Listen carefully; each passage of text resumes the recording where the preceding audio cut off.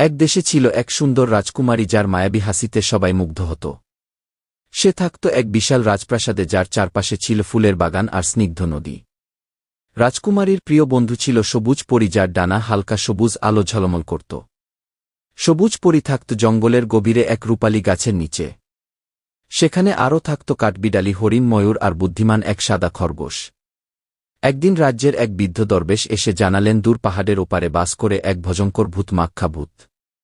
সে নাকি রাতের আধারে রাজ্যে এসে সব ফুল, ফল আর জলের উৎস শুকিয়ে দিচ্ছে। রাজকুমারী ভাবল, এভাবে চলতে দেওয়া যায় না।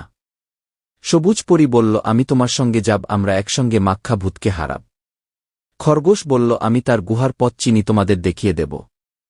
তারা সব পশু প্রাণী একসঙ্গে যাত্রা শুরু করল। পাহাড় পেরিয়ে নদী পার হয়ে পৌঁছাল এক অন্ধকার উপত্যকায়। হঠাৎ মাটির নিচ থেকে উঠে এল মাক্ষা ভূত, তার চোখ দুটো আগুনের মতো জ্বলজ্বল করছিল। সে গর্জন করে বলল, তোমরা কে, আমার রাজ্যে কেন এসেও? রাজকুমারী সাহস নিয়ে বলল, তুমি আমাদের রাজ্যে ক্ষতি করছ, এটা বন্ধ করো। মাক্ষা ভূত হেসে বলল, আমার অভিশাপ কেউ ভাঙতে পারবে না। সবুজ পরী তার জাদুর ছড়ি তুলে বলল, আলো যেখানে থাকে অন্ধকার সরে যায়।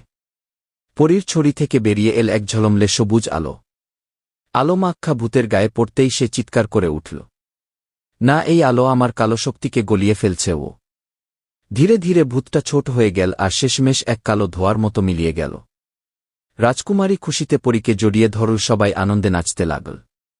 তারা রাজ্যে ফিরে এসে সবাইকে খবর দিল, মাক্ষা ভূত আর নেই, আমরা মুক্ত।